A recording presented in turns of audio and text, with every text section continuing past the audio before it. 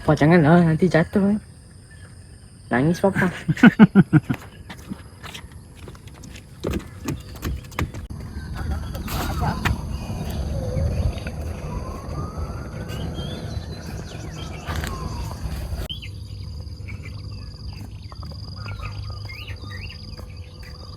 Assalamualaikum and hello YouTube, my name is Nur Muhammad from Watch YouTube channel, and today we are taking a shot outside of the light box. So for me, this is my first time ever doing an intro at outside from outside of the house. And yeah, let's take a look at the back of me. We have a lake here, and basically this is where I always go for a simple jog or simple brisk walk. And yeah, today we are going to be doing a full review of this Admiral GMT from Revelot, right? So awesome watch, and yeah, full review will be right after this. But you know what, let's just enjoy the sun, enjoy the morning sun. This is like 8 a.m. in the morning, and soon it's going to be a bit hot. And but yeah, I'll see you soon. Let's cue the intro.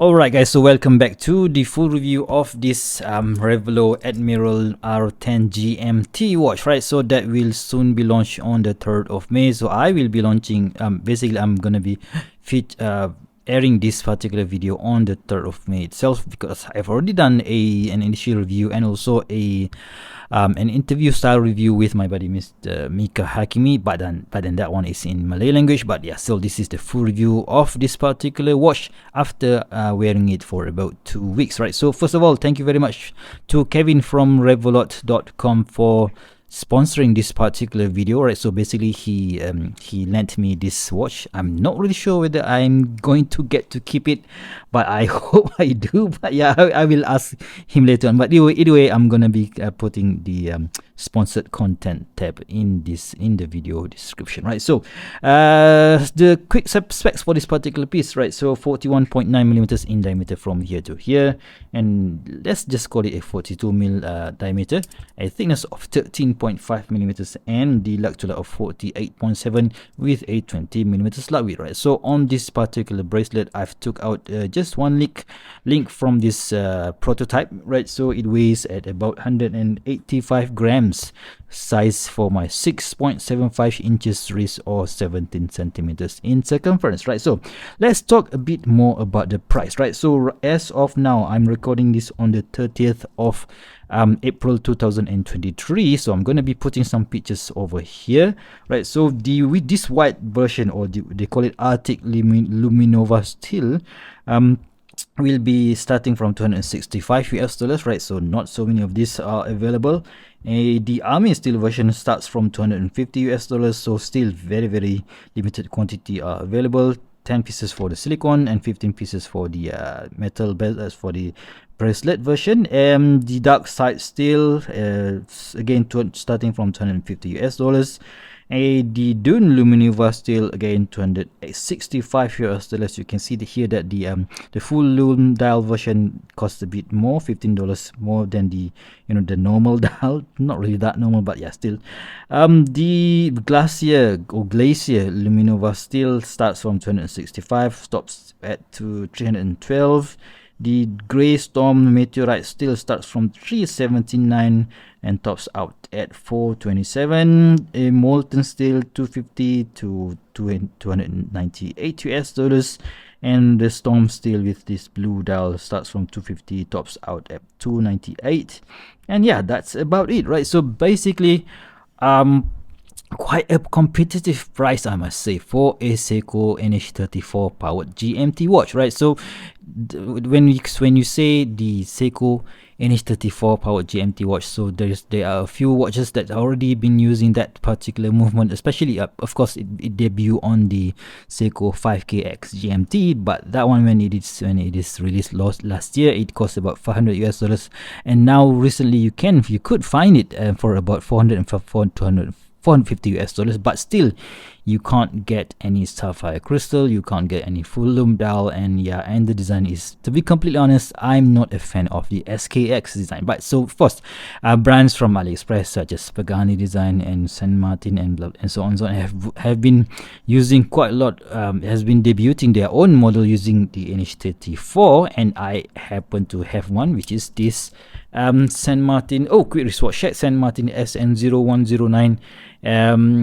This one is using the NH34. Of course, it came on a bracelet, but I took it off and put it on this excellent Lux NATO from lovewatchstraps.com.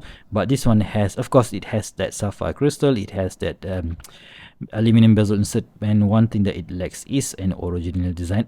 And I don't mean that in a bad way, because I really love this thing.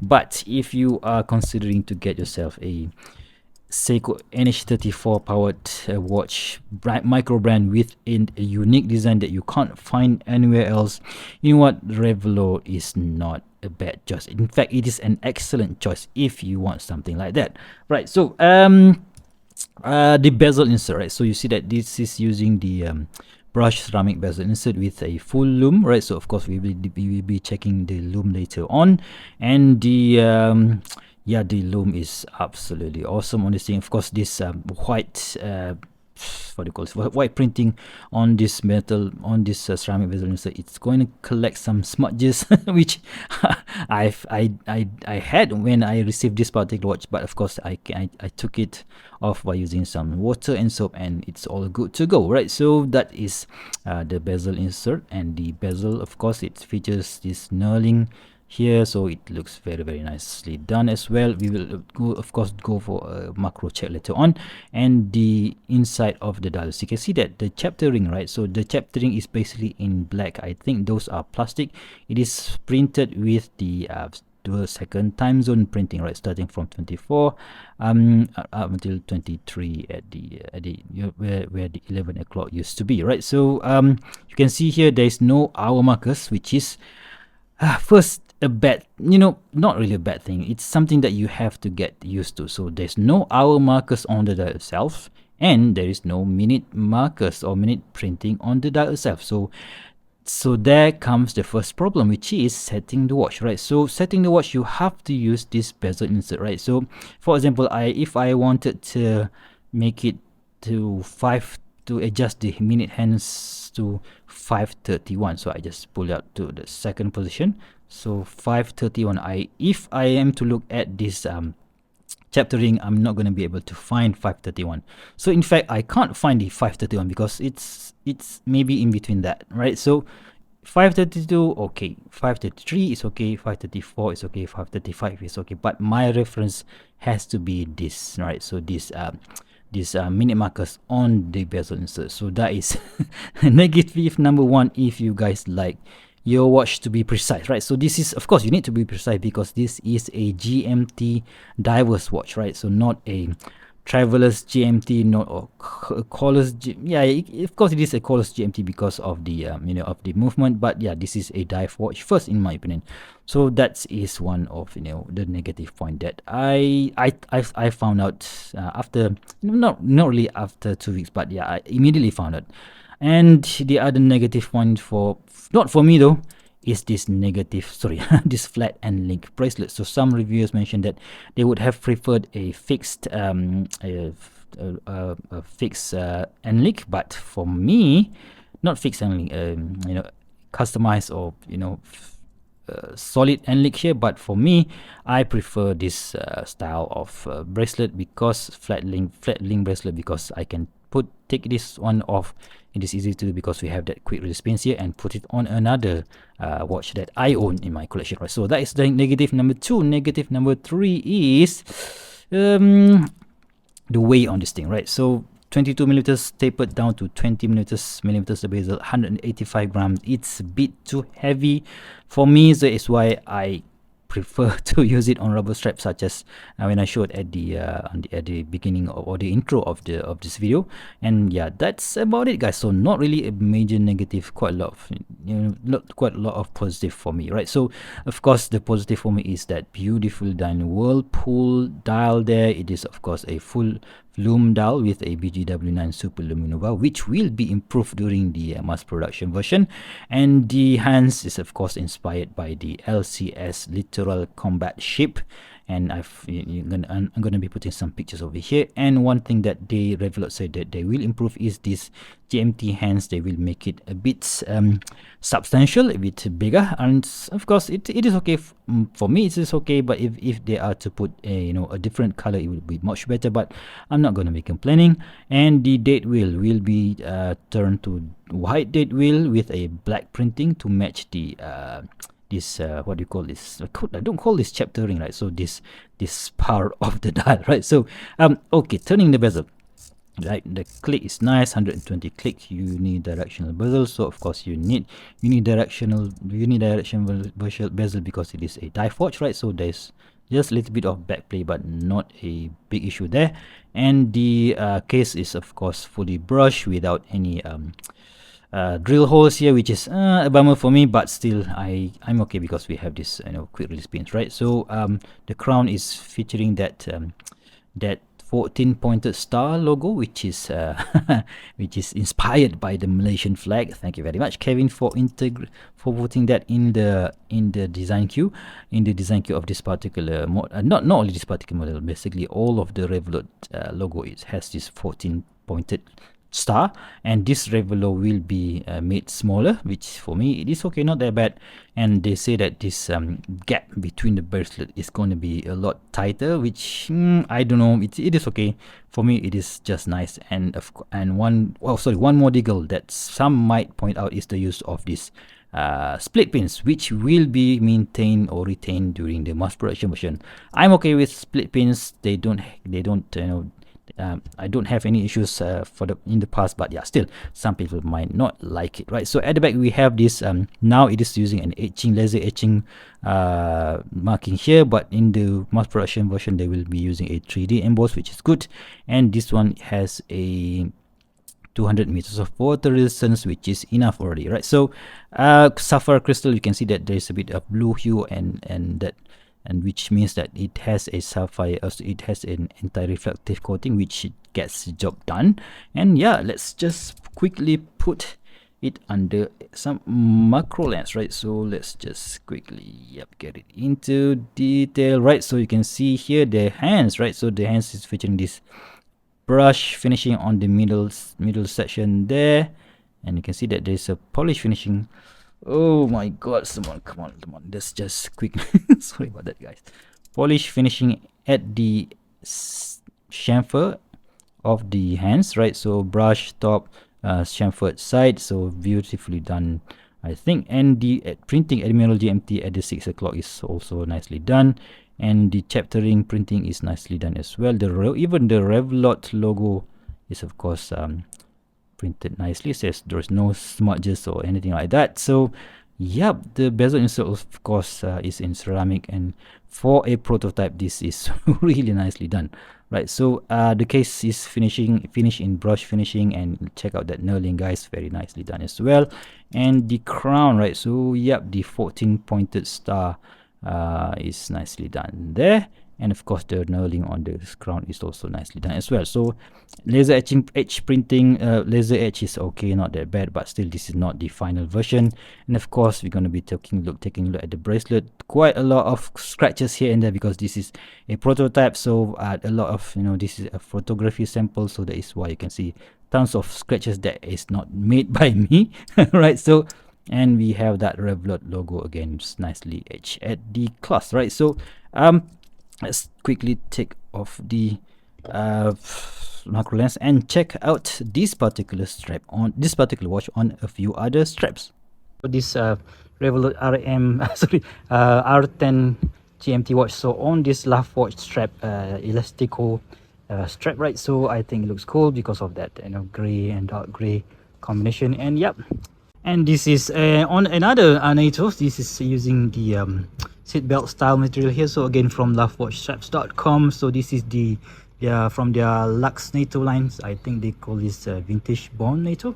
Yep, so I think that looks cool. What do you guys think? So well, but for me the best combo for this particular piece is definitely this Cordura single pass strap from Vario Singapore, right? Okay guys, so let's resume back on this micro adjust system. So lately there are quite a lot of micro brands, or even AliExpress brands that have started to use this on the fly adjustment system, right? So this system by Revelot, I asked Kevin, the owner of Revelot, he said that this one is made in the same factory as the ones that is made for the Christopher Ward. I have to agree with him though, right? So you can see here that the system is just, you have to push this button here, right? So to release, and you have to click in. I think there's a bit 5 positions there.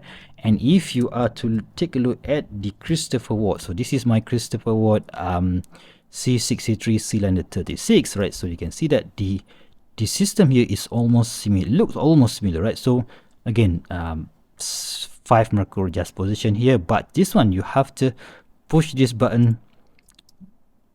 Yeah, if you push like that, it won't budge.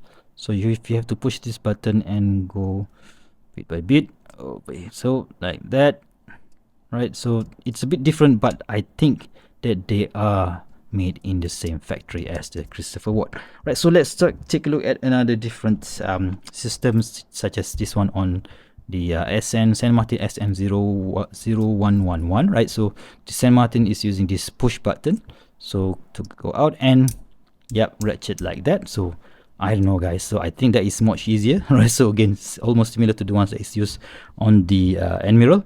And let's see, this is again another San Martin class. So this is your typical micro brand class. So we have this quick ratcheting here, and to release it, just push this button here, and this one is your typical micro brand style class. And of course, the mother of all, why this design exists in the first place, is this Rolex style glide lock system, right? So I know guys, so I think this is one of the most innovative design ever done by Rolex, and copied by another brand, of course, especially on AliExpress. This is difficult to beat, but still these guys are trying, and that's good for us, the consumers, right? So let's talk a bit about the Lume. Hello guys, so this is how it look in the real life. So this is in my home, so I just entered. It's not a total darkness, but you can see already that the Lume, the BGW9 Lume, is glowing already. So let's just go into a dark, very very dark room. Oops. And you can see how beautifully glowing that BGW9 really is. So okay guys, so the earlier footage was taken after I done the strap fashion show, just a little strap fashion show outside of my house. And I think you can easily understand how it looks not in the not so dark environment, and of course in a totally dark environment. And the Lume on the Admiral never fails. I think never fails to impress me. So it looks cool. Of course, all of the watch features on the table today is going to perform well in the Lume department. But you know what? Let's just see how they do. Alright, so the full Lume dial on the Admiral GMT, right? So this one, Kevin said that he will be improving this Lume even further. I have no idea how he's going to be doing that, but check that out guys. Awesome looking Lume here. So BGW9 Super Luminova on all the surfaces. So this is comparing it to the Chronos L6015, again BGW9, and this is comparing it to the SM0111, again using BGW9 Super Luminova, and comparing it to the $800 CWs, right? So it's Christopher Ward C63, right? So this one comparing it to the Seiko Monster, the king of Lume, right? So it's interesting to see which one stays longer, right? So and of course comparing it to the San Martin SN0109, right? So okay, one last thing to do, right? So let's put it on the wrist and see how it looks like on my skinny 6.75 inch wrist, or 17 centimeters in circumference, right? So I think it looks okay, still okay, because this is a 42 millimeters dive watch, right? So, and it looks so damn sporty, right? So it looks so damn cool on this particular bracelet, which I think complements the look of this particular piece, right? So in conclusion, right, so should you get this watch? Of course, definitely, right? So if you can, go for it, right? Because the quantity is limited, right? So even the previous watch that has been launched by Revelot, the R12, the Hex Mariner 39, that one sold out really fast, and people can't find it anywhere, even on their store here in Malaysia, right? So if you guys like the style of this watch, and you don't mind the size, which you don't mind the a bit heavy feel on the watch, trust me, get the bracelet, because this bracelet feels absolutely awesome, right? So of course, that is in first, you need to like a micro brand, right? So yep, I just can't thank enough Mr. Kevin for letting me borrow, or maybe giving me this particular piece. I'm not really sure, but yeah, thank you very much, Kevin, for the support. And if you guys like this watch, go ahead and get it on the 3rd of May, right? So that will be soon, right? So if you guys like this video, please give me a big thumbs up, and if you want to see more future video reviews such as this one, please go ahead and subscribe to my channel. Until next time, I'll see you soon. Stay safe and bye bye.